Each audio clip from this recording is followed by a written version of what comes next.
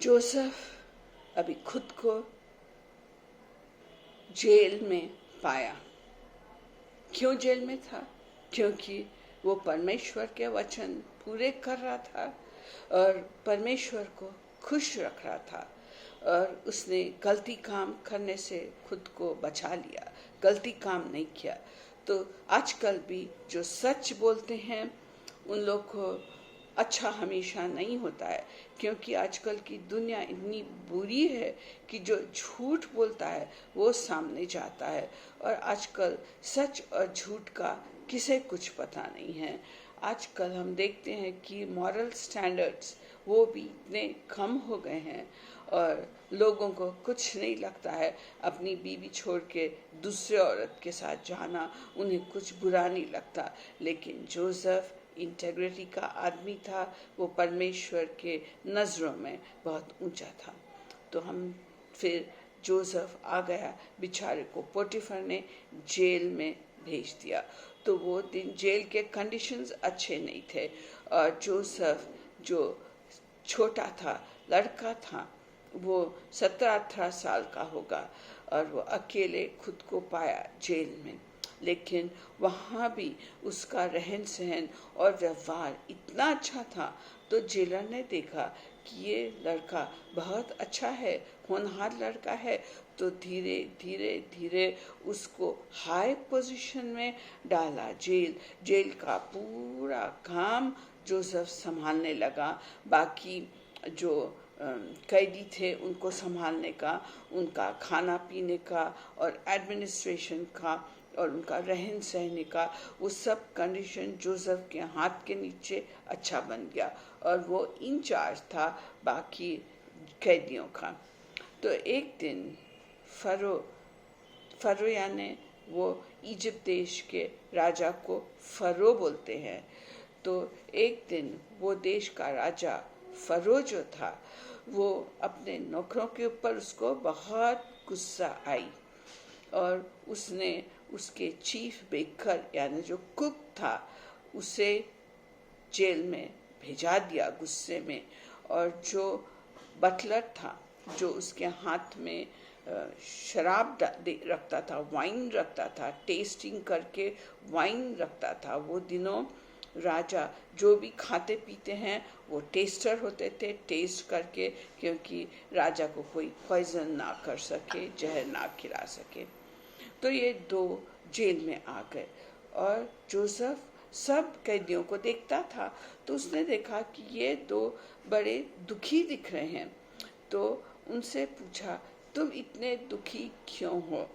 तो वो बोले कि हमें सपना गिरा रात को, और हमें उसका अर्थ समझता नहीं है। तो जोसेफ बोला, मुझे बताओ तुम्हारा सपना क्या है, और मैं गॉड के मदद से तुम्हें उसका मीनिंग, उसका अर्थ बताऊंगा। तो जो बटलर था, जो वाइन देता था फरो के हाथ में, उसने बोला, मेरे सपने में मैं देखा कि एक द्राक्ष के झाड़ में 3 डालियां हैं, और उनमें अच्छे से अंगूर उग रहे हैं। और मैं देखा कि मैं गया और ऐसा स्क्वीज किया, अंगूर का रस ग्लास में स्क्वीज किया, फरो राजा के कप में स्क्वीज किया। तो जोसेफ बोला, तेरे सपने का अच्छा अर्थ है। 3 दिन यानी 3 डंगाली, 3 दिन और 3 अंगूर के गुच्छे, यानी 3 दिन बाद फरो तुम्हें वापस बुला लेगा अपने पैलेस में, अपने राजवाड़े में, और तुम फरो के हाथ में उसका द्राक्ष रस का ग्लास दोगे। तो बटलर बहुत खुश हुआ। तो बेकर ने देखा, कुक ने देखा कि बटलर को अच्छा जवाब मिला है, तो वो बोला, मेरा भी सपना बताता हूँ। तो जोसेफ बोला, बताओ। तो उसने बोला, मेरे सिर के ऊपर 3 टोकरी थे, और टोकरी में हर किस्म का बेकरी का सामान था, हर किस्म का केक्स और बिस्किट्स और ये सब मेरे टोकरी में थे और 3 टोकरी थे सिर के ऊपर, और सब में ऊपर जो टोकरी थी उसमें काफी खाने का अच्छा अच्छा था, लेकिन चिड़िया लोग आए और उसको खा रहे थे। तो जोसेफ बोला, तुम्हारे सपने का अच्छा मीनिंग नहीं है। 3 टोकरियां यानी 3 दिन में फरो तुमको वापस बुलाएगा और तुम्हें मार डालेगा, तुम्हारा जीवन खत्म कर देगा। तो ऐसा ही हुआ जैसा जोसेफ उनके सपनों का अर्थ किया, और 3 दिन बाद फरो राजा का वार दिवस था, बर्थडे था, और उसने बटलर को और बेकर को जेल से बुलाया, और बटलर को उसने उसके पोजीशन में वापस रख दिया। उसके हाथ में द्राक्ष रस देने का जो काम था राजा को, वो वापस रख दिया, और बेकर जो था उसको मारा डाला।